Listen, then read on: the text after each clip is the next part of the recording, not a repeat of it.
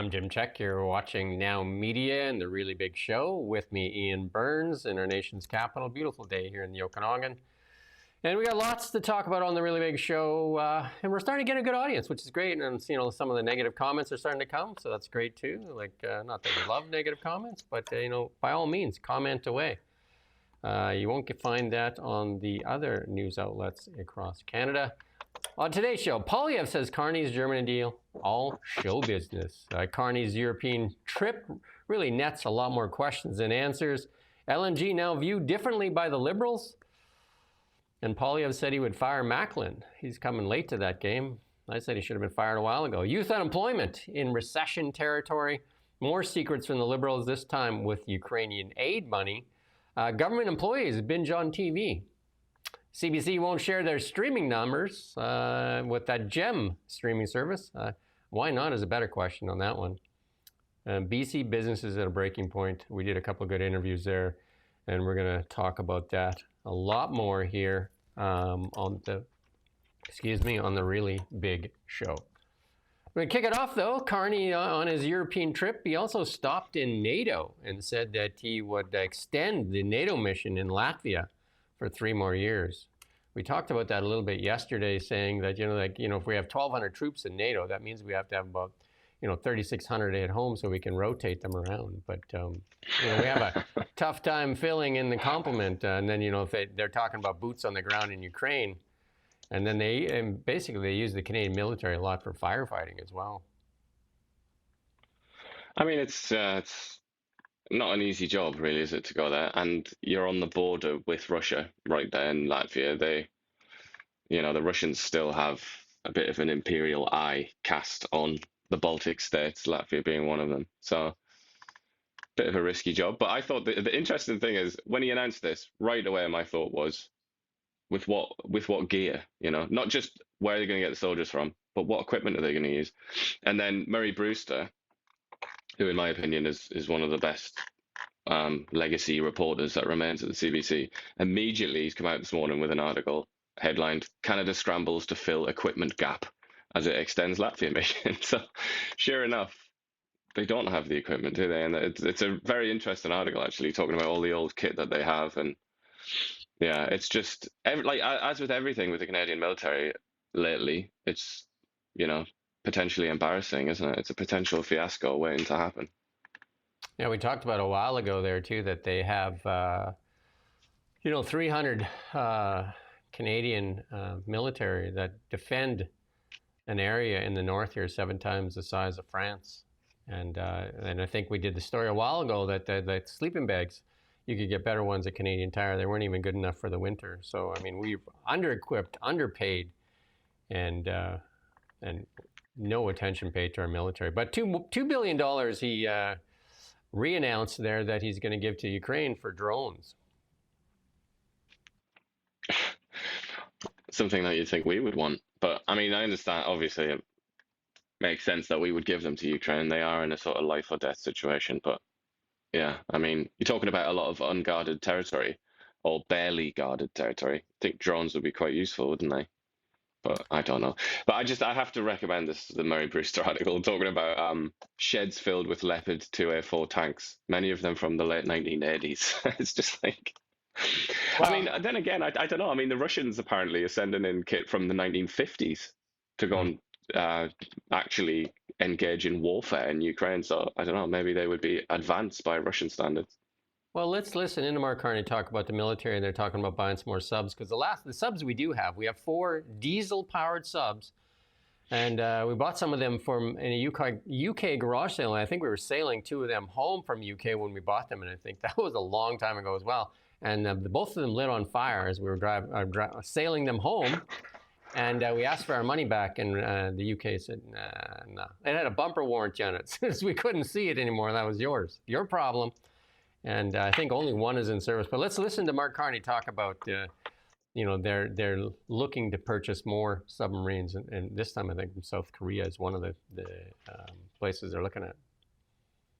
I just wanted a couple of things, just to get your first quick impressions about your tour of the submarine manufacturing facility, what you made of it, CEO saying, hey, maybe we could build these boats in Canada. So quick thoughts on that. And then on the ports, thank you for clarifying your remarks from this morning about the Port of Montreal might be first out of the gate, but Port of Churchill, maybe people are quite excited about the possibility of LNG coming out of Churchill. That, as you said, needs pretty much a brand new port. Is that a C5 project?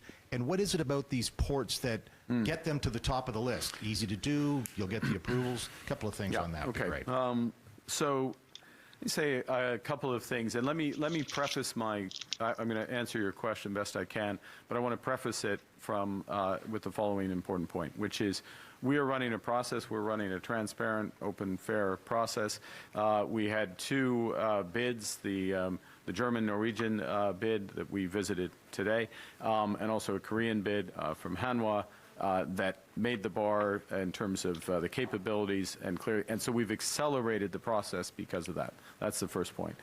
And I'm looking forward to visiting with colleagues the Hanwha facility. And just to be clear, I mean, the experts will be making these decisions in case anyone's worried that I think I've developed a deep understanding of submarine warfare from playing Battleship when I was 12 years old. But what is striking about this situation, what we saw today, first off, the level of complexity of these of the submarines is considerable. It's more complex. The minister and I were discussing with the officials, more complex than the most complex aircraft in terms of the submarineomics, if I can put it that way. Secondly, the ability to operate under the Arctic ice for weeks on end. In fact, the binding constraint is food, as opposed to fuel, air, water, any other factor. And this goes to today's topic, the importance of interoperability with other fleets, and it reinforces what we're talking about today, which is the risks that come, the very real risks that come. I'm going to pick Russia because they're the principal actor from the eastern flank, but also that Arctic flank, and the necessity of doing this. So those are three impressions, if I may. And of course, as I said before, the industrial benefits are important for Canada, and the ability to have components and build out from that is there. Yes, I'll finish. On the ports, I think you heard my answer on Montreal and Contrecoeur. With respect to Churchill, what's interesting about Churchill, and this is why it's important, and I think there's a bit more where it's one of the first potential ones, but there is much more to it than Contrecoeur in terms of what it potentially unlocks. So it unlocks, as you just said, LNG. It unlocks, and I salute Premier Canu's initiative here, it unlocks major indigenous leadership and participation. It potentially unlocks pathways for critical minerals and links into Europe. So it has an element, and I'll finish with this point because I know I need to finish.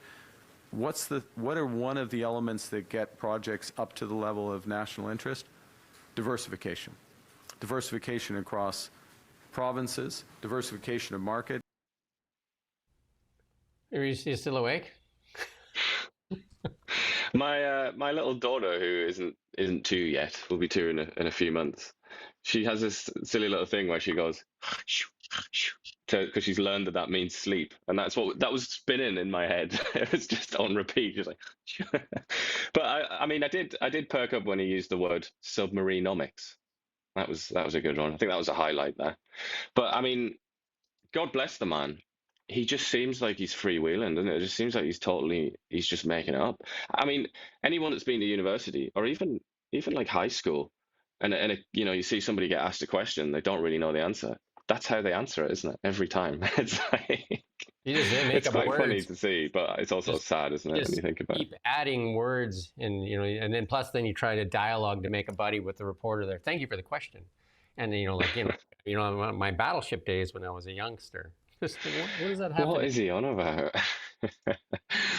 But another thing that I find quite strange, there's all this like joy and celebration of using the Arctic or using Hudson Bay to get natural resources out there, including gas, heaven forfend. I just feel like wasn't that supposed to be the absolute like end of the universe, that was even happening, that there was even enough sort of melted ice to try to get through there. But apparently that's cool now, You know especially what's from this missing? guy who like sort of defined himself based on his climate change policies. Do you know what's missing in this conversation when he talks about submarines is the N word, nuclear. You know what I mean? Yeah, Like he says, the he nearly submarines can did. stay He down did a for Donald weeks. Trump there, didn't he? Hey, they stay down for weeks. The nuclear subs can stay down for years. Well, at least a year they Well, can stay. it's not just that, is it? It's also, like, as you've mentioned a number of times, it's about the sound that they make. But like Mark Carney, I'm certainly not a submarine expert, so I don't know if it's possible now to have really quiet diesel subs. But I mean, What do you from think? my understanding, that is one of the massive advantages of a nuclear sub, isn't it? Is it's a bit quieter. Uh-huh. Yeah. Anyway. Also, I mean, just the independence, isn't it? The sort of autonomy. That's the whole point with the Trident nuclear system that the Americans have and the British. The whole point is that they're nuclear subs because they can go off on adventures by themselves, and the homeland can be nuked theoretically, and they're still there, ready to pose a threat to whoever drops the Use them. nukes. They used the subs in the Iran strike there. They used tomahawks off the subs, right? So they just surface, fire away, and then they go back underneath. And here's he does explain that on the sunglasses, though, but we're going to listen to the environmentalists. They're here talking about LNG, like they discovered LNG, but let's listen in. I think there was a view prior to a few years ago that the need for natural gas would be relatively minor and relatively short term. And I think what we all realize post the Ukraine, post what's happening with AI, that natural gas is going to be a transition fuel that's in greater demand in Germany and for a longer period of time. Canada has the opportunity to be a great partner to Germany in that regard. What has changed is, as of June, Canada started shipping its first LNG shipments. We have the enviable situation of producing the lowest carbon footprint natural gas of any country in the world. It's because of the way we liquefy the natural gas. We do it with clean energy. And so that's a tremendous opportunity to work together with Germany to deal with the energy transition Germany has and supply a great product that's low in carbon and produced in conjunction with First Nations. So that was Tim Hodges, the Minister of Energy. And he explained why he's wearing the glasses earlier in that clip there. He says that he had cataract surgery. So we were calling him Men in Black there. So that's the reason for the glasses, I guess. Yeah, he's saying he doesn't mean to look like Bono. So he went for the Bono angle. I always thought it was more like the Matrix, but there you go. When he talks about they've discovered a need now because of Russia. Well, when the Germans came begging for the LNG a couple of years ago, that was the need then. That was the need. And Mark Carney was the economic advisor. And the same with Japan. They came begging for the LNG then because of the Ukraine war. Indeed. I mean, that's the question. And I would even take it back a little further than that, where he tried to co-opt everybody, didn't he? He tried to say, we all thought that LNG was going to be very much a short-term thing before the invasion of Ukraine. That's not true. We didn't all think that. And that's not just people who are experts in energy. Many experts that even I'm familiar with were saying for a long time, they were constantly banging that drum that gas was going to be needed for a long time, and that renewables and nuclear and so on weren't going to do it by themselves. But it's just this idea that he can just recruit us all. And, you say, we all made a mistake, didn't we? That's something that Justin Trudeau used to do, where he or his government would make a gigantic mistake and then say, look what we all did. We all used to think this. Like, we all used to think it was okay to dress up as Indians and Arabs for parties and things like that. It's like, no, we didn't. And it's also not true that everybody thought that gas was like not long for this world. I mean, I just find it I find it hard to swallow, and it is the same old thing again and again. And that's before even mentioning what you just mentioned, which is that Mark Carney was advising Justin Trudeau at that time. It's not like he's got clean hands. And Mark Carney was saying and writing much more extreme things than that at that time as well. Now, yeah, the Northern Gateway pipeline, a lot of that decision by the Liberals was under the advice of Mark Carney. He was very vocal on kiboshing the Northern Gateway pipeline. Very vocal on that. And they're still using the words. They're couching LNG. They're saying it's a transitional fuel, and they want to make it clean. And they're all like all those words, and that they're putting around it. And instead of just saying, oh, we're going to ship LNG, and plus, Churchill is still not a 12-month-a-year port, right? And there's no denying that. It's just a few where's months, the investment in nuclear icebreakers, unless they're going to beg the Americans after they slag them all the time and say, can we borrow yours? Because we don't have one. And it's also, again, that elephant in the room that we try and discuss every time, which is why are they looking at Hudson Bay anyway? I mean, I know it's very cool, and I really like in a geopolitical way, a geopolitical sense. It's like it's a very cool option to have, isn't it? Yeah. But when you look at the map of Canada, I think the elephant in the room is, I'm looking at a map, by the way, if you're wondering what I'm looking at. It's Quebec, isn't it? Because that is the gateway to Europe. And then, so we can look at Hudson Bay and say, oh yeah, we'll just go around here. It's like, and we're not coming anywhere near you, Quebec. Please don't get excited. But it's kind of, you could probably scale this up a lot quicker if you just went through Quebec. But obviously that has to be treated with like kid gloves, doesn't it? We have to be so sensitive about the sensibilities of the Quebecois. Well, they just likely know that they can't get it done because exactly, yeah.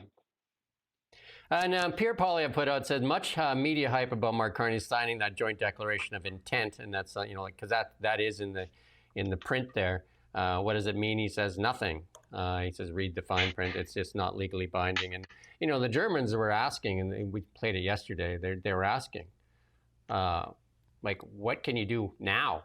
Like, not 5 years and what can you do now? And we've kiboshed ourselves, like that lost decade of not allowing those pipelines to be built, because you can't just actually, if you say you're going to sell it, because right now what we can do is sell it to the Americans then can mark it up and sell it to the Europeans. That's what we can do now. And the Polish guy laughed about it. Remember yesterday, the Polish ambassadors laughed. Yeah. And and then somebody also pointed out that Brookfield actually makes money off of that arbitrage as well. So it goes through some of the Brookfield pipes to get into the U.S. and so somebody makes money on it. Indeed, but I mean, you say they need it now. I would say, at the very, very least, they needed it 3 years ago, didn't they? When Russia invaded Ukraine and then Nord Stream pipeline was blown up. That pipeline, it was a lifeline, would be a better way to describe it. That was, that was kind of the origin point for the German economy. That was the foundation of the whole German economy. Is that energy that they got from Russia there? That was blown up and destroyed. They completely, well, almost entirely disconnected themselves from Russia. That's when they came to beg Justin Trudeau. And obviously nothing happened. And then here we are several years later, and they're saying, like, come on, please, as fast as you can. And they get instead, maybe in 5 years, once we've consulted the right people and spent a very long time thinking about it. Let's play this clip here from Pierre Poilievre on this deal. Mr. Carney has noticed my proposal from 3 years ago to develop the port of Churchill, which I proposed back in the spring of 2022. But what I find incredible is that he has been in power for 170 days, and not only is there not a single shovel in the ground on any of these projects, there's not even firm proposals for these projects. Let me put this into context. He was in Germany. The Germans built, from concept to completion, an entire LNG import terminal in 194 days. That's about how long Mark Carney has been Prime Minister. And he still doesn't even know what projects he wants to build, or how he's going to build them, or which companies are going to do the building. So what I think you're going to see from Mr. Carney is more big promises without any action. It's more liberal show business rather than getting it done. And I would say, don't confuse activity with achievement. Mr. Carney has been frantically jetting around the world doing photo ops and signing phony declarations that are unenforceable and have no money attached to them. But in 170 days, he doesn't have a single project underway. while $60 billion of investment, Canadian money, has fled our country, mostly to the United States, impoverishing our people and enriching foreign workers. So what I'm saying to Mr. Carney is I'm extending the hand of friendship to all parties. Adopt the Canadian Sovereignty Act, which will rapidly legalize pipelines, mines, LNG plants, ports, open our economy up to the world. It will get rid of the capital gains tax on any reinvestment that is done in Canada to make our economy roar. Our workers will have paychecks that grow. Our economy will be self-reliant. And I say to Mr. Carney, steal my ideas. Take the credit for it. I'll help you write the bill. You can be the one to introduce and pass it. Let's just get it done. It's time to stop stopping and start starting. And liberals would say, more slogans, because, I mean, that makes sense to me. Let's get some stuff done. But I mean, he's right to point it out. He's been saying it for a long time himself, and you know, he's relatively new on the scene, at least as a party leader. But you can go back decades and see these things being said. You know, it's not like it's his idea and he's the original thinker behind all this. He's just espoused it as a party leader, which makes it somewhat novel. But it goes back a very long time, doesn't it? And the question is, you know, the art historian Kenneth Clark, you know, he did this very famous TV series called Civilization, and he was looking at like architecture, and he said, if you want to know what a people really believed in and really stood for, don't look at what they wrote about themselves. Look at what they built. Look at what they actually did. And I feel like it's a bit less grandiose to apply it to the Liberal Party. But look at the Liberal Party. Not what they've said. What have they actually done and built? And the reality that I see is they've built barriers around the status quo. And that is their objective, I feel. So Poilievre is against the status quo to some extent anyway. And I feel like Carney is completely in favor of it. And certainly Justin Trudeau was. And that's why nothing happens, even though we're constantly hearing, aren't we? We're constantly hearing that things are going to be done, and yet they never are. Yeah, and I'd say the same thing for the NDP in British Columbia. I mean, just it is status quo. Nothing of any substance that you could name has been done, and that's the big thing. Chrystia Freeland said it herself in her own words that the Liberals wasted a decade on virtue signaling and identity politics. I mean, she said those words, that they wasted the decade, and they seem to be, 170 days into wasting the next term here. So, like, when are they going to actually get something done?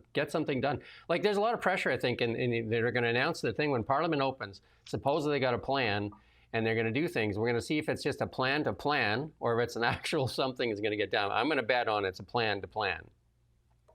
But he mentioned, Poilievre mentioned the Germans. There are a few countries you could mention, but since Germany's all the rage, why not? He talked about how the Germans built that LNG terminal very quickly after, the destruction of Nord Stream, and they had this energy crisis. Yeah, they did, because they were in a crisis, and the German elite, who are completely worthless, one of the worst ruling classes on earth, so stupid, so foolish. Just look at Angela Merkel as an example. But they said, all right, this is our entire economy going down the drain. Let's do something. This is actually an emergency. And then they did it. They did it, not just that, but they did loads of things. And they have actually tried, the Germans, and they've gone quite quickly. And then we have the exact same language from Mark Carney and the Liberals about how we're in a war. This is an emergency. The Americans want to break us so they can own us and all the rest of it. And we're going to do things at speeds we didn't think possible and all the rest of it. But where are the results? And I think Poilievre is, again, I mean, he's right to point it out. As we've said a number of times, he is a very astute opposition leader. He's really, really good. He's a lot better than his predecessors. I think it's very noticeable. But then the question for Poilievre is, you're so good as an opposition leader, and on the economy, he seems to be a few years ahead of the Liberals, who eventually join in with what he says. But all that considered, why is he still considerably down in the polls? Why did he still lose the election? It's kind of, Poilievre has a lot of questions to ask himself as well. And he also pointed out, they put out a statement today on that, we've talked about this clean fuel tax that in Poilievre is now calling it carbon tax 2.0.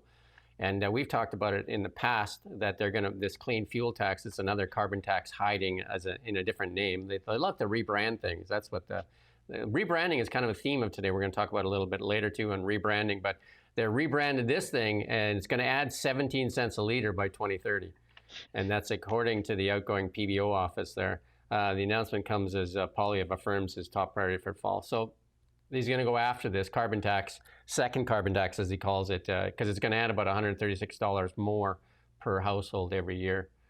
And that's. I think this is what when we interviewed Dan McTague a while ago, and he was going on about a second carbon tax. I think this is what he meant, isn't it? And back then it was a fairly obscure idea, but I feel like, I mean, it's reality, but it was like, in terms of how it was being discussed, it was quite obscure. But I feel like now that the other carbon tax, the consumer one, has been removed, the Tories are, they're going to make hay with this, aren't they? They're going to enjoy this. And then this is the real estate, and we've talked about this lots, and I've pointed it out many times. Tiff Macklem, during COVID there, said Canadians can rest assured and go out and take out that mortgage, and the Bank of Canada will not be raising interest rates into the foreseeable future. And then in unprecedented fashion, they raised those interest rates 19-fold in unprecedented fashion. It was like a great bear trap, and many Canadians now really, really stuck as their mortgages come for renewal, and their payments have gone up where they don't even have $200 of leeway left in their budgets, and a lot of people are left wondering what to do. And here's another report here. A new report finds this is that new home sales in the GTA in July were the lowest level seen in decades. The markets are collapsing, and with that, property values are collapsing. And if your mortgage is now higher than the property value, if you bought that house in the COVID time, and you can't make the mortgage payments, so a lot of people are going to start walking away, which is just going to fuel this crisis. And Pierre Poilievre, and I believe rightfully so here, it says he would fire the Bank of Canada governor. I believe, like when Tiff Macklem is the #1 financial voice in Canada, when he said that, and also he said a lot of other stuff, that inflation was transitory and all these things, and he's now denying that we're in a recession, and he won't lower those interest rates anymore. He's causing a lot of pain for the regular Canadian, and of course, the people with money. This is great. When interest rates went up, if you had lots of money, it was great. It was awesome. I've seen people making, where they were making almost nothing on, like a $10 million balance in their bank accounts, where they were making almost nothing on that. All of a sudden, they were making, $100,000 a year and stuff like that.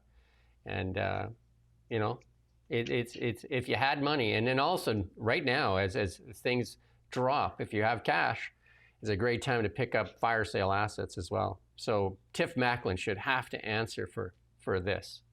And he hasn't answered. And that's not the first time Poilievre said that. He said that a couple of times, hasn't he, about Macklem? But the truth is, I mean, obviously being the governor of the Bank of Canada is a very difficult job, especially during COVID, the energy crisis, and all sorts of things, Trump tariffs.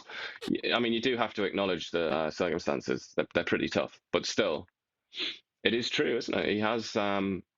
He hasn't been a great success. I don't think he could claim that, and I don't see many people out there trying to defend him, to be honest. So yeah, it's not been particularly great for old Tiffy.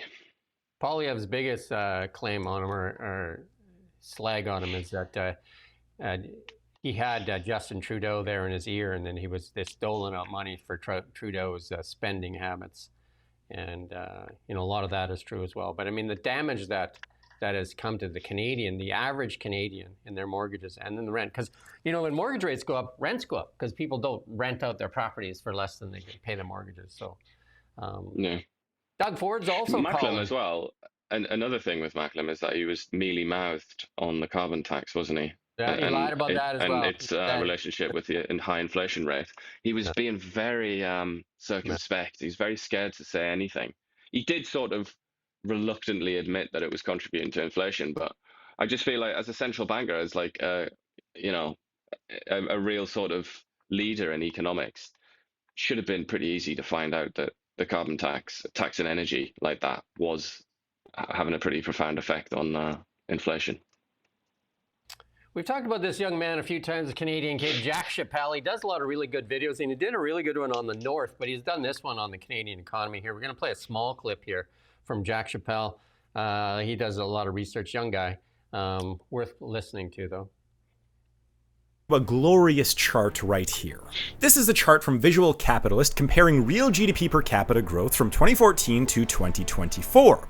At the top you have Ireland, and this is a totally normal growth when you consider that Ireland decided to become essentially a tax haven for some of the largest corporations in the world during this time. Sure, this may have caused some minor issues there, but hey, at least you get to say that you're home to some of the most beloved Irish corporations like Google and Facebook, Intel, Apple, Microsoft, and Pfizer. And after them you got Poland, who is touting themselves as the beacon of hope for Europe. A little further down you got the United States, which is still growing like crazy despite its large, matured economy. And then right around the Spain and Greece mark is where people from their countries start talking about how horrible their countries' economies are. Yet, these Mediterranean countries, along with their cousin Italy, they have actually done pretty well, all things considered, compared to, well, some of the other countries on this list that we're going to get to. A little bit lower is the nation who is amongst the loudest with saying how screwed their country is, and that is Australia. And then you get a little bit further, you get the UK, Germany, and Mexico, all of which are having a ton of issues right now. And all the way at the bottom, in last place by quite a margin, you have my home country, Canada. And keep in mind, this data was from before the tariffs hit this country. You know, a study out of Yale University said that out of all the tariffs from the United States, Canada will get hurt by far the most. So if you're Canadian and you think that you are at the bottom, trust me, there is still so much further that this country can go down. Now, in my past videos, I either... You can go watch Jack Chappelle. He mentioned why Ireland is up there and why that's distorted, but he didn't mention why Canada's there. And I think I could just about see the beginning of the explanation in that document that he was looking at, which is because of immigration. That's the reason that Canada's GDP per capita has grown so slowly. It's because, you know, if you've got a pie that's grown at a certain, you know, pretty low amount every year, and then you invite loads more people to eat that pie, they're going to have less pie, aren't they? And that's basically what's happened in Canada. But that's, I mean, I don't know, maybe he did go on to discuss that, but that's the headline on that. And the other thing I would say is, you look at Poland, everybody's gone on about Poland lately being this, like, the greatest country in the world and stuff, but I don't know, the Poles were under the communist boot for so long. They've dragged themselves out of that. There's a lot of room to grow and expand because they were artificially kept back by, you know, communism. But the Poles, they've got some really hard times coming because, like Canada and like lots of other countries, nobody has children in Poland. They're not replacing themselves, so they're screwed. And it's when I look at things like this, I just think almost all of these countries are screwed anyway, because looking down the list here, they've all got sub-replacement level birth rates, so they're all going to suffer. And we're putting the comments up there, some of them, including the one that says, this guy says that we suck. I don't know if it's you suck or I suck, or, you know, Carney's the best, though. Well, there you go. Where do we suck? I haven't seen that. Oh, Carney's the best, yeah. Well, Carney, definitely the best at some things. Best at hockey. And then here's some more data here. This is the press release that just came into us. We may reach out and do an interview with this one. Canadian job share shifts driven by economic uncertainty, and a lot of the recession fears intensify. Canadian job seekers confronting a stark reality. Job security may no longer be guaranteed, and that's what a lot of people are. 77% worry that any job they accept now may be at risk if the economy worsens. 74% are concerned about finding a job during potential or ongoing recession. So over half the job seekers, 53%, expect a recession in the next 12 months, and while 17% believe we're already in it. And if you're in the youth category, you definitely would believe that we're already in it, because unemployment in the 20s. So I mean, that is recessionary territories. That's where most of this is. When you read the Statistics Canada data, there's not really all that much of interest going on in the core age workers. It's pretty much as it always was, or has been for a number of years. But the young people, like the ones fresh out of university and high school and whatever, they're facing a horror show, aren't they? It's really, really bad, and it's dragging the average right down. We got more on that in a bit later here in the show. Again, from Blacklocks this morning, you're only going to get this from Blacklocks. It's like details of the federal aid are being censored by the Department of Finance. The department, in an access to information memo, concealed budget line items listing Canada's $22 billion in aid, but predicted Ukraine's post-war recovery will take 10 years and more than $500 billion. Canada has provided the highest per capita financial support to Ukraine in the G7. I mean, it's always the virtue signaling where we do really good at.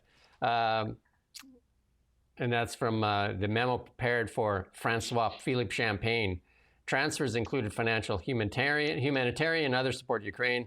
And the memo was attained from yesterday by Conservative MP Kelly McCauley from Edmonton West.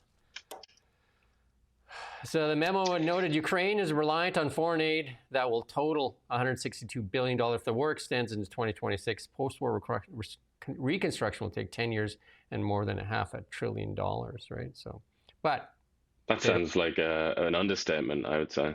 I'd say that as well.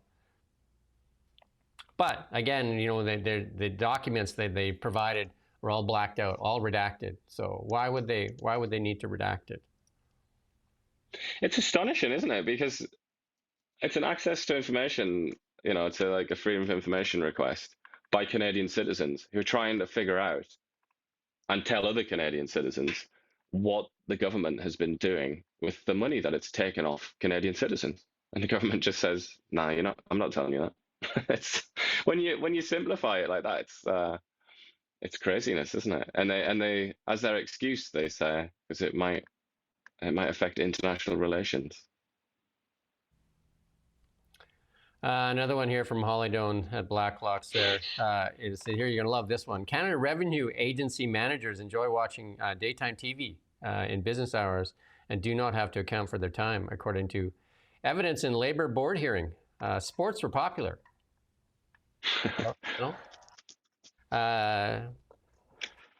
And then the evidence came on a complaint by a 71,000-year officer threatened with one-day suspension for watching World Cup soccer work.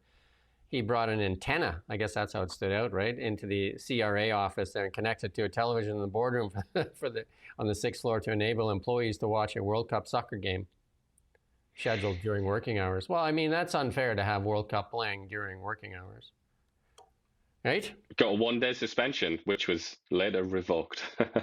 So he got paid for that suspension.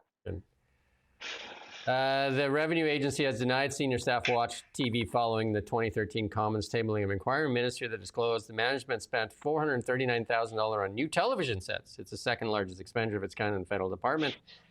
You have to ask where the money to blow on TVs comes from. That was from Charlie Angus. And Charlie Angus. What kind of value are Canadians getting for money? We want to see how the money is spent. The government is telling everybody the cupboard is bare. Yet we have an enormous amount of spending within the bureaucracy that never seems to make it to the frontline services.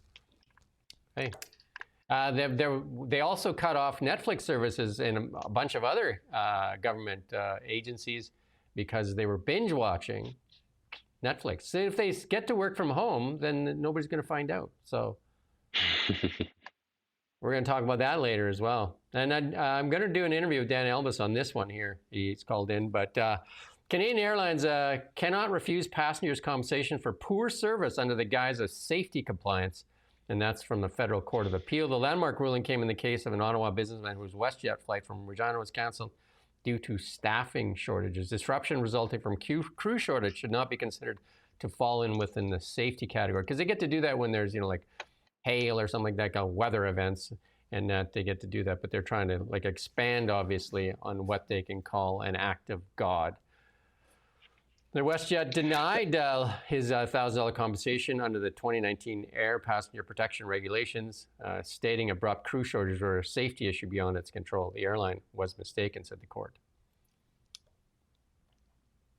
Airlines.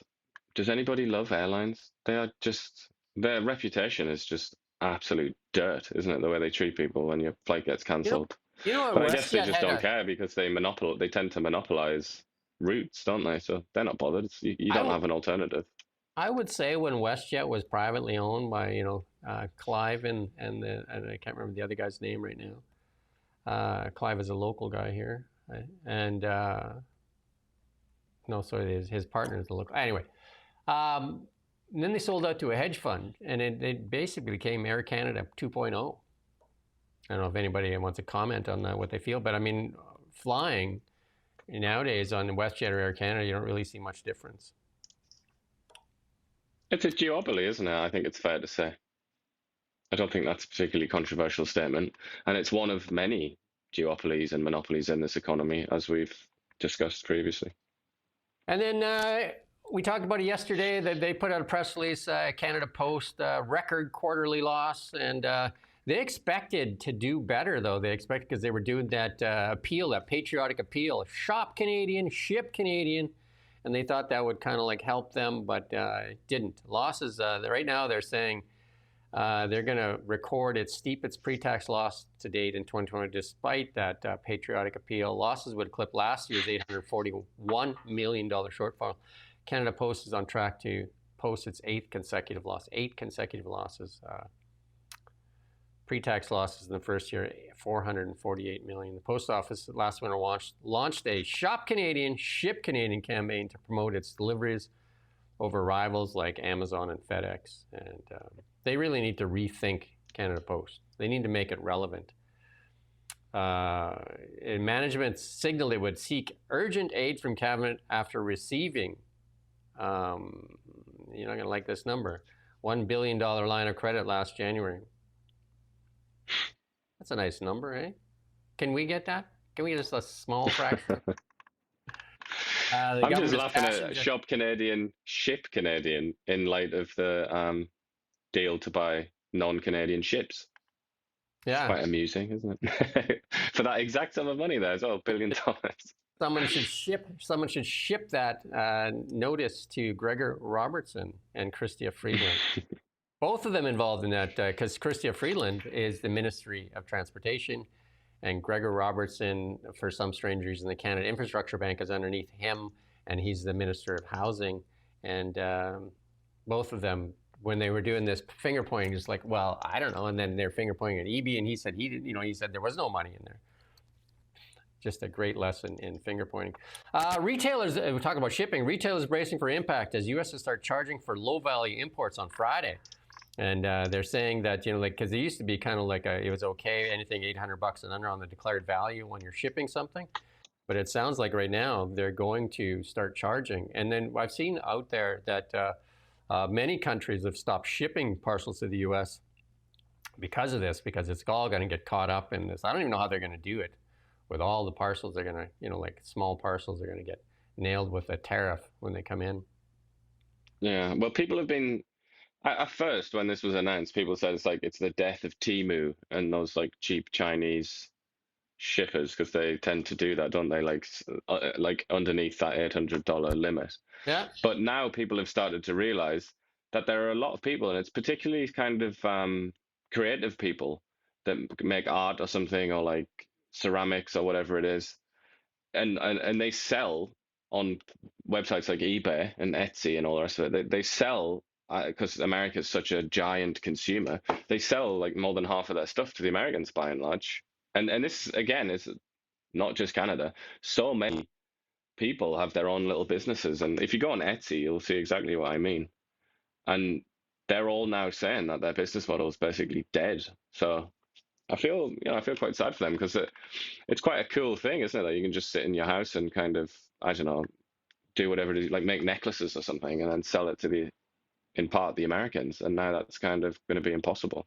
A lot of people make money just out of being drop shippers. They actually have it manufactured in China, and they're just reselling it on Amazon or something like that. And that's business model. The Danes summoned the U.S. diplomat over reports Americans are conducting secret ops in Greenland. So Denmark has summoned the U.S. top diplomat after the Scandinavian country's intelligence agency reportedly said American citizens have been conducting secret operations in Greenland. Danish Forest Minister Lars Løkke Rasmussen said it's not surprising that there have been outside attempts to influence the future of Greenland. Crazy, isn't it? Like, who thought we would see something like that? You would think you'd stick out like a sore thumb in Greenland. Like, how many people are there? Do you know what I mean? Yeah, about 50,000 is the population, I think, but very many. It's funny, isn't it? Yeah. going. I mean, there was that story, wasn't there? Where was it when Donald Trump's son was there or something that they were like knocking on doors and trying to give them American flags and stuff. But yeah, I don't think you can keep secrets in, at least in the sort of towns or villages in Greenland. Surely everybody knows everybody. Looks like they're having a paint sale there too, like Silver Star. Yeah. Well, you got to bring a bit of color in, otherwise you'd be. My house is different than yours. It's a different color. And this one, parents accused ChatGPT of encouraging their teenage son to kill himself. The parents of the 16-year-old boy who took his life sued the tech firm OpenAI, alleging the world-famous chatbot ChatGPT encouraged their son to kill himself. Adam presented his suicide plan to ChatGPT, which responded, "Thanks for being real about it. You don't have to sugarcoat it with me. I know what you're asking, and I won't look away from it." So OpenAI says it's reviewing the case. Yeah, awful. And here you go. You're looking for a new house. You can go back there. A Scottish castle on the island of, you tell me the name. And the island of what? Hebrides? Let's have a look. I need to see it. Oh, the Hebrides. The Hebrides. There you go. It's like off the west coast of Scotland. There's a series of islands in the Hebrides and out of Hebrides. I can't show that one to my wife because she said, let's sell our house here in Kelowna and go there. Because what people don't see when this thing is offered up for £750,000, about 1.4 million Canadian dollars, is the amount of work that you're going to have to pour in it, because it's probably damp, dark, and with like bad plumbing, bad electrical, bad almost everything, and vast, like huge, monstrous. Yeah, you would need staff, realistically, wouldn't you? Yeah. You could be in one of those turrets. They're like the Rook Castle there. I mean, it's cool. It's just because this is something that, to go back to Pierre Poilievre, he's said this a number of times, hasn't he? He's like, you can buy a Scottish castle for the price of, he likes to do that, doesn't he? It's like, yeah, well, here you go. You actually can. But it will take an insane amount of work, and you probably won't be happy at the end of it. I've watched a few YouTube videos where a couple will buy one of these manors. It's not a castle like this, a manor, which is maybe half the size of this, and they got it for a song. But the amount of money they pour into it is just cheaper to start with this bare dirt. And and this is the thing, like if a company did this and they advertised one of their features, let's just take Tesla for an example. If Tesla was advertising that, how their door handles work, and that was their biggest thing they're pushing out there, you would say there's nothing else going on? Is that all you got, is a door handle to advertise? And here it is, the Liberal Party putting this out. And you have to ask, is this all you got? Is this it? This is what you're pumping? This summer, the new Canada Strong Pass helped Canadians save money. A 15% spike in attendance after doling out that coupon. Basically a coupon. Your kids get to go in free, but you had to pay. And is it really just, is that not mixing up cause and effect a little bit there, perhaps? Have they really done the research to find out that it was because of this pass? Or is it maybe because people have chosen to stay home and not go to America this year? Yeah. That's what I mean. So, but if this doesn't even matter, the real reason, this is it. This is success. This is the success story that you have to show Canadians after all the talk about how you're going to build Canada better, and you've given them $1 billion to the Chinese government to build ferries. This is it.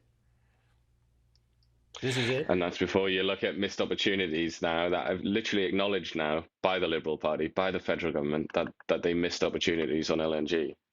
Before you even dig into that kind of thing.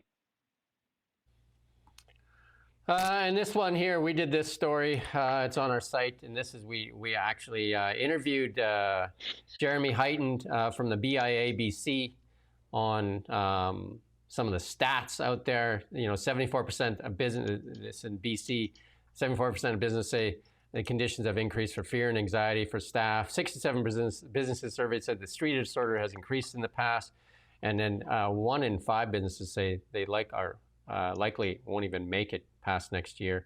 And then Steve went out and talked to the DKA as well, talked to Paula Quinn here, and she didn't pull any punches either.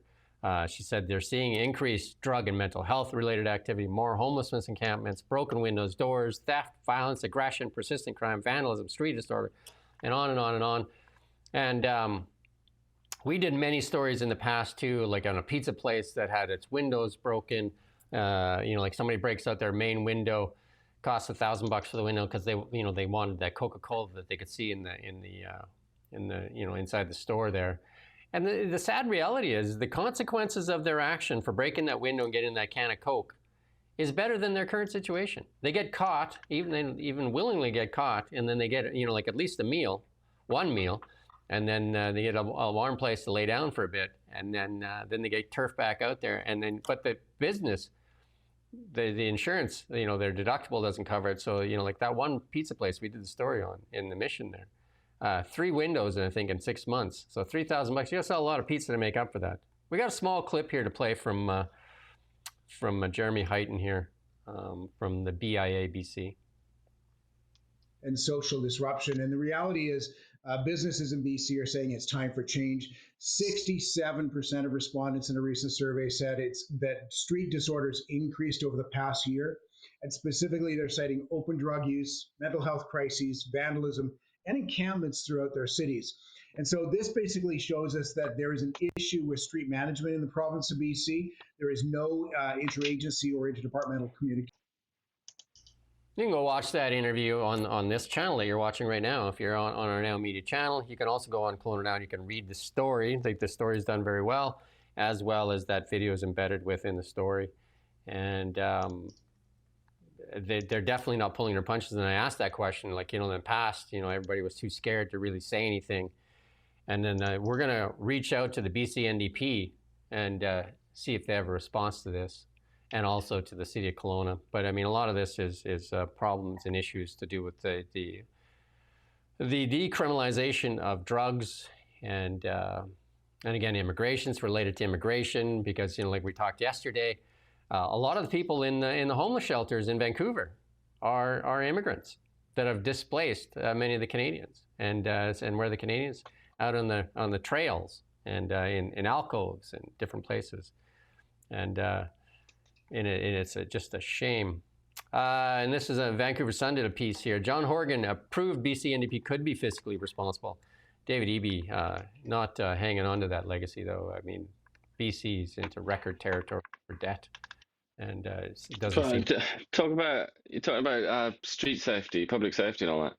David Eby promised to you in that interview, or to us as an outlet, and to the entire sort of electorate in BC, that he was going to fix that. He said it got out of hand. He basically said, "Yeah, I've been a bit stupid. I'm sorry, everyone. I'm going to fix public safety," didn't he? It seems so long ago now, but he said that, and never mind being fiscally responsible. That's another thing that he's promised to be. Well, I've been promising an interview with the finance minister, Brenda Bailey, on, I think, on September 15th, 16th, when they do the update for the budget. So that should be an interesting interview. Again, this small media outlet, Down Now Media, does a lot of work and done a lot of national stories. And we hope you like what we're doing here. We have access to Holly Doan Blacklock story, and that you're not going to get anywhere else. And we also have a lot of stories that we do, original stories here. And we don't get any in the budget that the CBC gets. $1.55 billion. Not bad, hey? Not bad. Sam Cooper. Powerful. Sam Cooper does a lot of good work too, and he's in Vancouver, one of the local journalists as well. There's a lot of good journalists out there, but we got a small clip here, and this is inside the Falkland, BC Superlad bust. Here, let's listen to what Sam Cooper's uncovered here, just a small clip of it. In a bombshell investigation that's rattled both Ottawa and Washington, Canadian journalist Sam Cooper has uncovered what U.S. officials are calling one of the most consequential policing failures in recent history. At the heart of the scandal is a fentanyl superlab hidden in the mountains of British Columbia, capable of producing tens of millions of lethal doses, and a Canadian federal police force that repeatedly refused to cooperate with the U.S. Drug Enforcement Administration. Cooper's reporting reveals that the DEA provided intelligence to the RCMP in 2022, warning of shipments from China tied to a Health Canada licensed firm.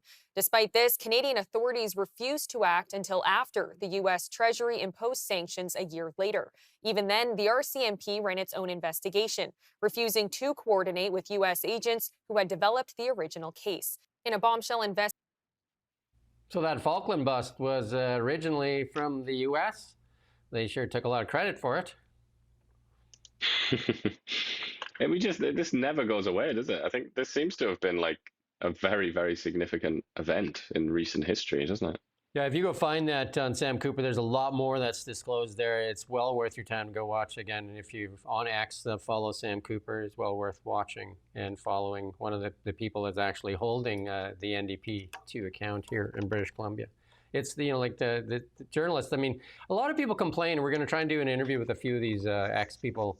They say that there's a conspiracy out there. Like all the outlets put out this, and we were one of them that put out these press releases or these stories that all seem to be the same. They'll cut and paste and they'll show like 6 outlets putting out this thing.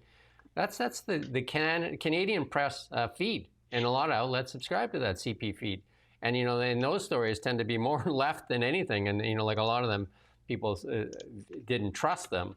But I mean, you used to rewrite a lot of the headlines that CP put out because they were so bad. And yeah, pretty weak, to be honest. I would say they're left liberal. They're on the left side of liberalism, Canadian press, just like every other outlet in Canada, basically. But it's the key thing. It's not a conspiracy. All the outlets are going through and trying to rehash stories.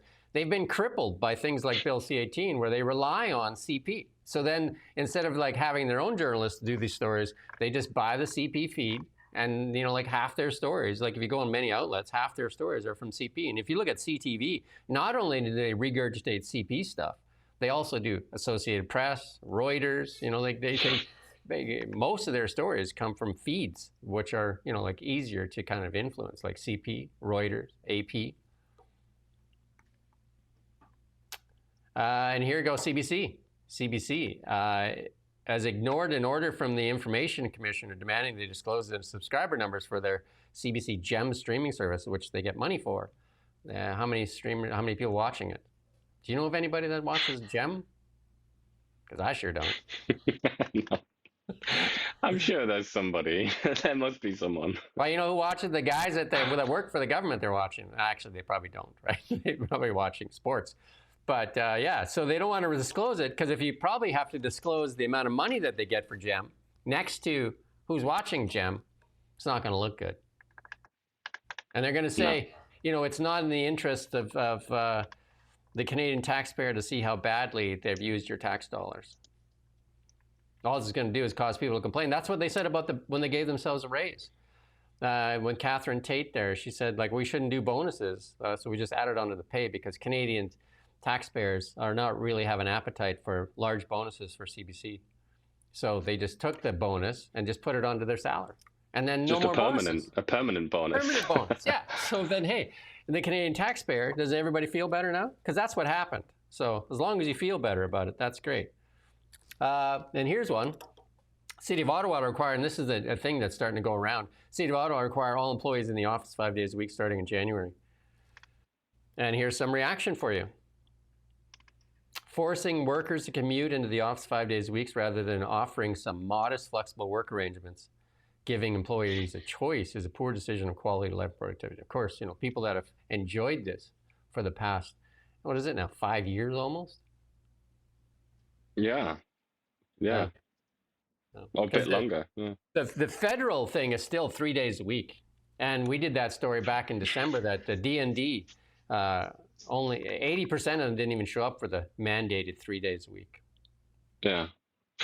I mean, the only thing I would say in the defense of a lot of these people is that even just in the last 5 years, let's call it 5 years for the time scale that it's been happening, the infrastructure in Ottawa, particularly the highway, there's one main highway in Ottawa that everybody has to use to get downtown. It's just deteriorated to such an extent that it's almost unusable. So I feel like, you go for a drive on like Sunday morning or something, or like Tuesday at 11 a.m. and you just cannot move on this highway. It's so crazy and congested. And then they have this like light rail system that doesn't really work and doesn't go to most of the suburbs. So I feel like a lot of people are probably justified in saying like, this is not fair. Like the infrastructure is inadequate to support the amount of people that live in Ottawa. Well, and that's probably true in other parts of Canada as well, isn't it? Stephen Guilbeault famously said that the federal government will not spend any more money on roads because we don't need them. Well, that's just a way. They say similar things in Ottawa as well. It's just a way to kind of, if you're a failure and if you failed to maintain infrastructure and it's your fault, what better excuse do you have than, oh, I was just trying to save the planet. That's why I didn't make sure that the roads worked, because the planet depends on them.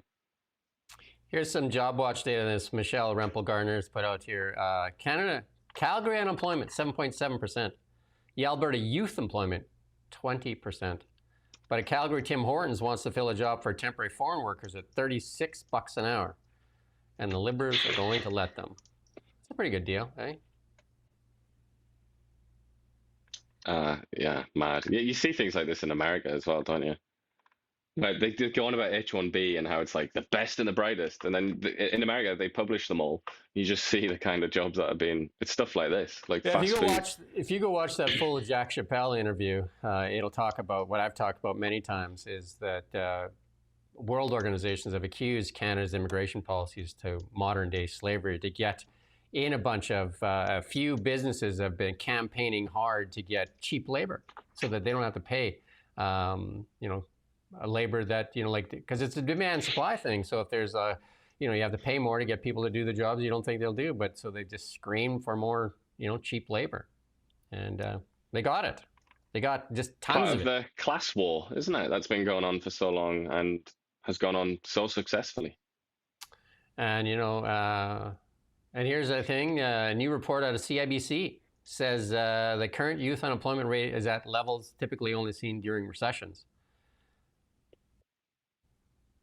20%. As other age groups face more resilient market, yeah, which is what I was saying earlier. It's really focused on young people, and that is a story of immigration for sure. I think you need to put your name in for the interview, and then we'll send you there because you're out there in Ottawa. Because coming November 16th, mark it on your calendar, Kamala Harris is on her speaking tour. Please don't ask me to do that. No. What was the book called? 107 Days or something? Isn't that what it's called? Yeah. I got a new headline for it, though. I feel very vulnerable in her, listening to her, and I think I would feel very vulnerable in her presence. It's like a kind of audio torture, like scratching a blackboard with your fingernails or something like that. I just can't have it. Sorry. How much did she spend? How many billions did they spend? God knows. I think it was over 107 $1 billion, days, wasn't it? right? What's that? It was over $1 billion for sure. It was, yeah, I think 1.5. Let's have a look. Oh no! I made the mistake of going on Google. Don't do that. Don't make that mistake. You don't want to do that on Google, right? So it was 107 days and over $1 billion. It was, and she spent over $1 billion and ended up with 1.8 million cash in hand. But there's talk that she owes money as well, and so 1.2 billion apparently. Oprah That's Winfrey. What they raised anyway. Yeah, Oprah Winfrey was there. She took a little piece of that, a couple million, right? And then What's Beyonce, a couple million among friends? And Beyonce took some cash. So I don't know what this is going to be like. How I spent 100. That's what the title should be. How I blew over $1 billion in 107 days. With her, like with a cigar, holding $100 bills. That money machine where they have that like this. Everybody Definitely. wins. Everybody wins except Kamala Harris. Everybody wins. Everybody wins. Like some of her videos that she's done there with her, like I don't know if she's been a couple of sheets that are like a little bit too much sauce or whatever, but she definitely is not the most entertaining person to talk about. Somebody's asking how much did Trump spend. He spent a lot less. A lot less. Is that right? Yeah. He also asked, was I on about the 417, and the answer is yes. Okay, the Queen's Way. He's asked about a highway in Ottawa, which is called the 417, which just doesn't work as a piece of infrastructure. If people complain about the 97 in Kelowna, like I wish Ottawa had the 97. So according to this, Trump spent $313 million on media. Where's the total? He raised only $391 million. Most of that from Elon, I assume. I don't know. But then the Republicans spend money. I don't know. You just have to go through this. Ad spending from whatever, 993 million. That's all Republican ad spending. It's just absolutely insane. Apparently, What I've heard many times is that he spent half of what she spent. I mean, what she spent, like a record amount. Anyway. Yeah, so according to one source here, the two of them combined spent 2.6 billion, but he spent just under 1 billion. Elon Musk has put this out, so he's actually putting his. You'll know more about this than I do. He's putting his weight now behind this advance party. This is he's retweeted this clip here of that young girl that defended herself there with an axe and a knife. I mean, it's a very I feel like people have got ahead of themselves a bit. We don't know really what happened here, but it is very shocking, isn't it, to see a young girl with two weapons of war there. But it's also like, as is often the case, really, it's not about this individual situation. It's about what it represents, I think, and what it represents is a pretty relentless stream of particularly sexual assault from particularly illegal immigrants who've come over the English Channel from France on those little inflatable boats, on the dinghies. And I just think the British people have just sort of lost their minds, really. They're so sick of it. They've been asking for so many years to stop this. And now this has come along and it's being used as a kind of, like, whether or not the story as it's presented is true or not. I mean, we'll find out because it's in court. But it doesn't even matter. It's just being used as a symbol. And obviously, Elon is he's in there, isn't he? And he's using very dramatic language, isn't he? Oh. He's put his weight behind Advance UK, and he says Farage is a weak sauce who will do nothing. So, Nigel Farage, I mean, you know these characters better than most. Well, Nigel Farage yesterday came out and said he is in favor of mass deportations of 600,000 people over 5 years. And that's what a lot of this is a reaction to, because Farage has been he's kind of lost some of his own followers to the likes of this Advance thing, which is an old Farage ally. And then there's another one run by Rupert Lowe, who you see his name is mentioned there. That one's called Restore. It's kind of fracturing on the right, and it's because reform is deemed to be too soft by some people, and obviously that includes now Elon Musk. But reform, if you look at the polls, reform is on. If an election were held today in Britain, Nigel Farage would become prime minister. So that's what they say, the reform people. Keir's trying to talk tough now too about he's got a lot of ads up now talking about how you'll be deported, but his actions are different. Like you say many times, watch the actions, not the words. Like his words say one thing, but the actions are another. Well, also his entire life has been devoted to not doing that. His entire career, his entire political life, it's not what he believes in. He can see the same polls that we can, and he sees that the British people are absolutely furious about immigration, and he can see that the British people look like they're going to elect Nigel Farage as prime minister. So the Conservative Party in Britain is in disarray. They're almost irrelevant. So Keir Starmer now just looks at Nigel Farage and says, oh crap, like I'm going to have to sound like him, otherwise I'm going to be mincemeat. So as an opportunist, not much different than Mark Carney. Not much different than Mark Carney adopted a lot of very similar, yeah. Right? They took away the ammo, but I don't know. Keir Starmer seems very weak to me, and I think the English people are probably at a boiling point, way past where Canada is right now. I think. Way past. Canada's still got that thing where they're just like, oh, it's still okay. Like a lot, especially the baby boomers and the guys on here defending Mark Carney and that. Like they're still into this. But you listen to a guy here that said that he's 75 collecting beer cans at 7 a.m. from 3 a.m. to 11, and then frustrated that immigrants getting $82,000 a year is why he has to go out and collect beer cans to survive. Like that. That's where that this is going. But England is way further along in their anger on these issues. Totally, and a lot of it is concentrated on immigration, but it's not just that. Like, the standard of living has collapsed in Britain for various reasons, one of which is the fanatical devotion to net zero and quite literally blowing up, like detonating power stations, like fossil fuel power stations, so that they can't be sort of repurposed and used again, so that you're forced to have wind turbines, which obviously cost an enormous amount of money in subsidies. Yeah.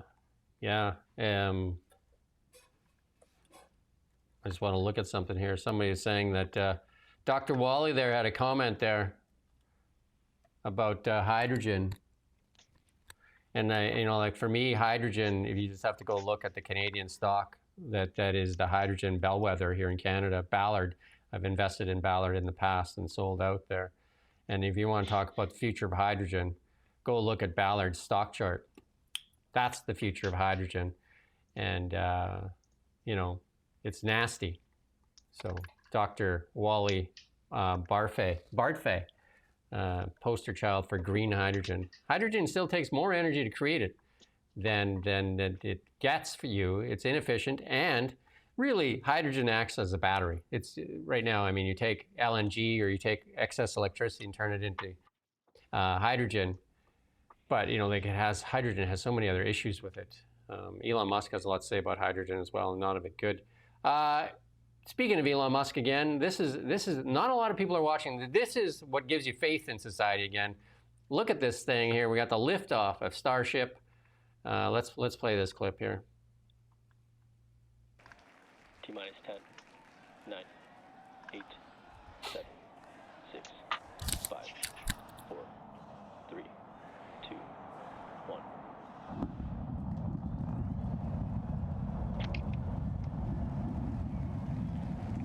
We have liftoff.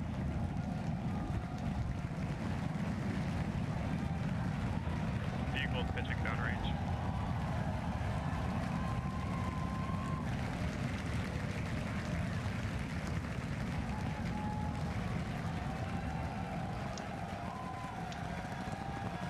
Booster chamber pressure nominal.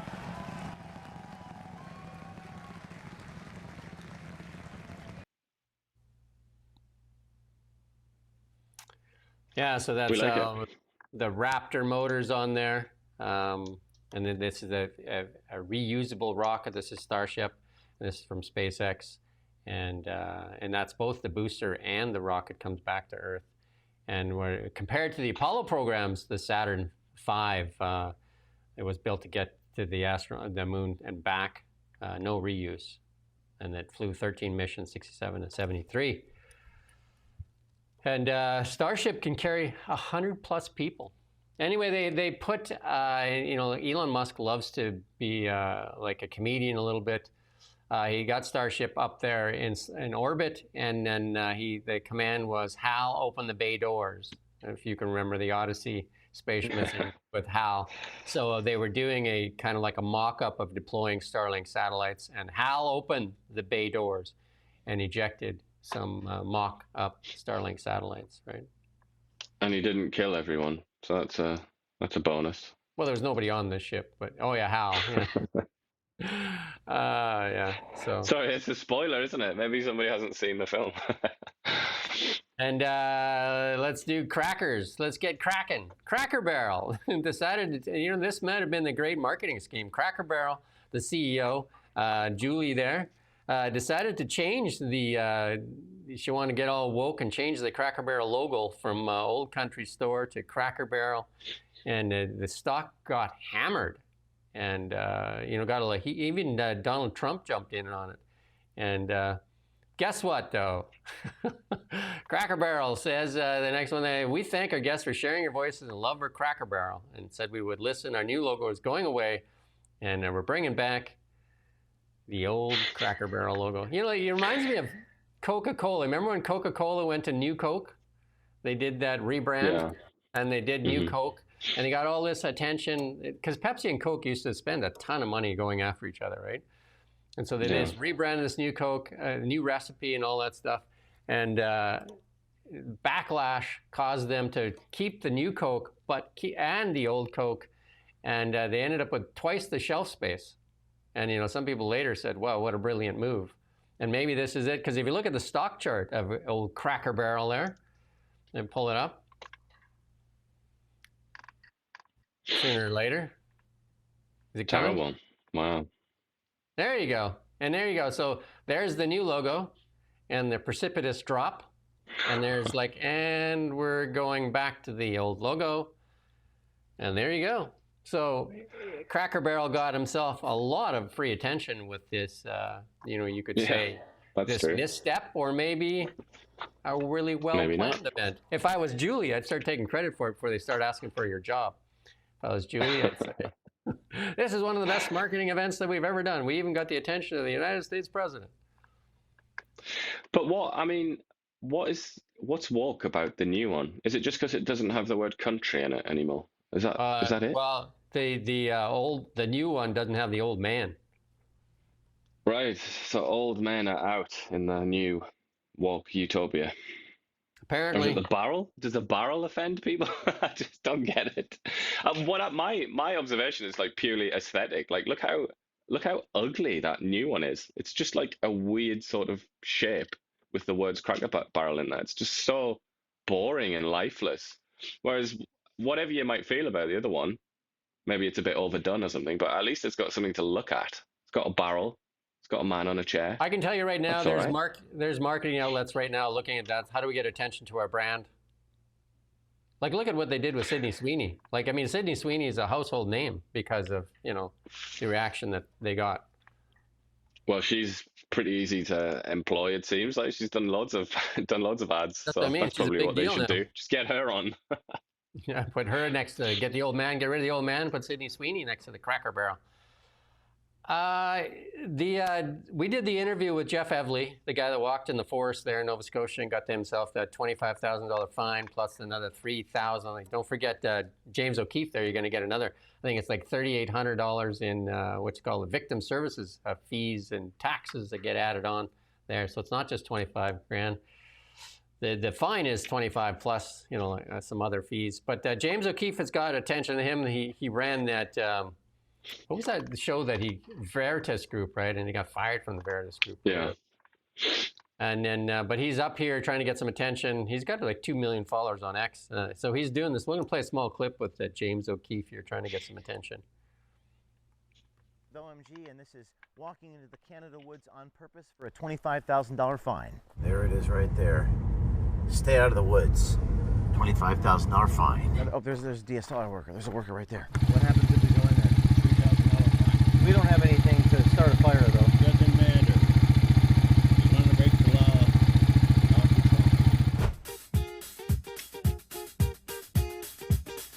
So here in Nova Scotia, they've actually banned hiking due to a burn ban. They're going to fine you $25,000. We're going hiking in Canada. Let's see what happens. There's also a bunch of Karens walking along the boardwalk. A lot of snitches. Snitches get stitches. I saw these two gentlemen. They're gone in the woods. They have backpacks. Okay, I'll send the officers over here shortly. Thanks for calling. All right, thank you. Okay, Brenton Regional Police. It's a wrap. So we've arrived in Nova Scotia. That's good. That's good. You can go watch the whole thing if you're so interested. You can find James O'Keefe on the X. And you can watch him there. Obviously, he's trying to get some attention there.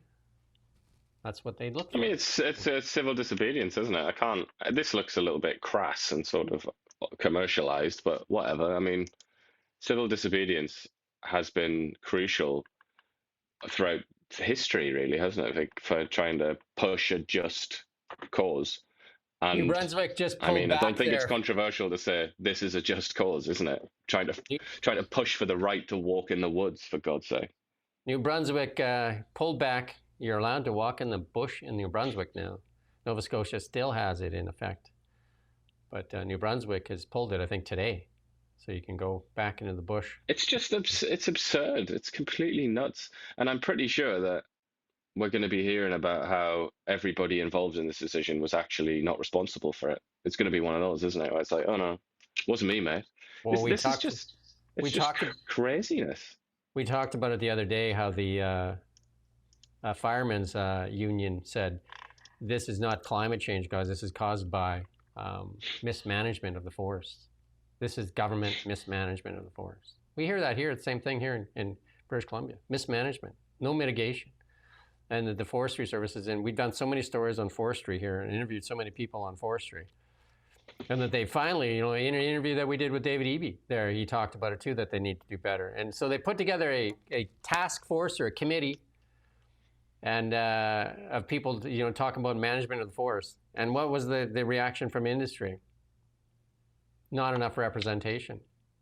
You know what I mean? So they have all these groups in there that really have nothing to do with forestry. And all of a sudden, the people that you could help manage it, because the people that are actually going to manage the forest are going to be the forestry companies, right, with cut blocks and different things. So, cut blocks is what, like fires stop when you take the fuel away. If there's fuel, it's going to burn. Talking about mismanagement, I mean, just in a philosophical, political sense, like if we could just invite Plato to come here and have a conversation with us. This is mismanagement of power, isn't it? This is abuse of power. It doesn't matter what you think's going on or what you think you can do. You don't tell a population of your polity that they can't go into the trees in case they start a fire. That's just like presumption of guilt. It's like you can't go in there because I'm just going to presume ahead of time that you were too stupid to go for a walk without setting off a fire. I just find it it's one of those occasions where the leadership class just transparently insults the population that they rule over. Hey, here's a good comment here from, I think the guy says, "Give me liberty," that's his username. The guy that talked to James O'Keefe there, remember he rolled up, a conservation officer rolled up in his quad. And quads have been shown to start fires because they're hot exhaust. So he rolls up in a quad while James O'Keefe is there with his walking sticks. And he says, you could start a fire out there. Meanwhile, he's riding a quad in the bush. And he also looks like he's off the Cracker Barrel logo, doesn't he? He's I mean, there's a very realistic possibility that he might, lose control of that vehicle. And correct me if I'm wrong, the Lillooet fire, which they blamed on climate change forever, the RCMP finally took responsibility for that fire by accidentally starting it. Yep. Well, I mean, cars as well are pretty, they tend to start fires. But I mean, how many times did we listen to how that Lillooet fire was climate change? And then finally the RCMP came forward and said, yeah, that was an accident by us. But next time they'll make sure to ban hikers in case they start a fire. Right. Not ban the RCMP. The RCMP will be there to make sure that you don't hike. It's like a comedy show, right? The Gamer Liberty puts it out there. It's like, he's sitting on a quad telling you can't go in the forest with your, James O'Keefe's got walking sticks. I'm not sure why. Young guy like that needs walking sticks, but whatever. I don't think there's enough friction to start a fire, though, with the walking sticks. The comedy is real, and it happens here. That's our show for today. But you have to, and this is why I sort of applaud the civil disobedience, because you have to resist. I'm sorry to say, like, most people would rather not, and I'm definitely one of those people as well. But when it comes to something as basic as this, the only way you're going to get justice is by resisting. In a case like that, I have to say. One of the things that the Trudeau Liberals did really well was squash any types of mass resistance. That Freedom Convoy was an uprising, and them going after bank accounts, freezing bank accounts, and all that kind of stuff. This is the example. This is a huge example.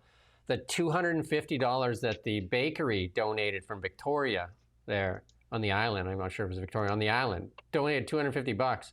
They froze her bank account. Basically shut down that business because you can't run a business without a bank account. You just can't. And she donated to a cause that she thought was just, and that's her civil disobedience. They froze her bank account. You think of that, the bank should answer for that. There should be like a class action suit. Like the bank should have to answer for that. Everybody should have. Tiff Macklem should answer to that. I mean, Mark Carney is the one that said this stuff. That was, again, his advice was to go after them financially. That was Mark Carney's advice. Go after them financially. And this is the same guy that people are on here defending, saying, he's the best guy for the job. That he went after that bakery that made a donation of $250. That should be a moment of shame for Canada.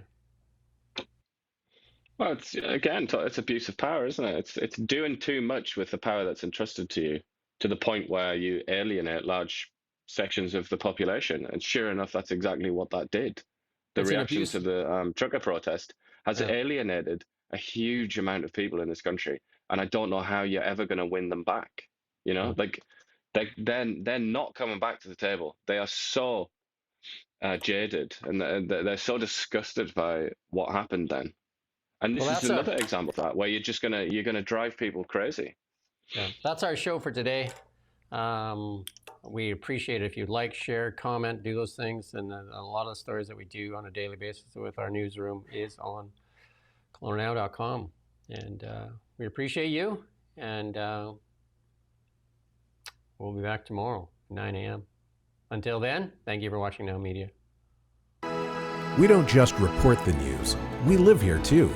We're your neighbors, bringing you stories that matter to all of us. No government funding,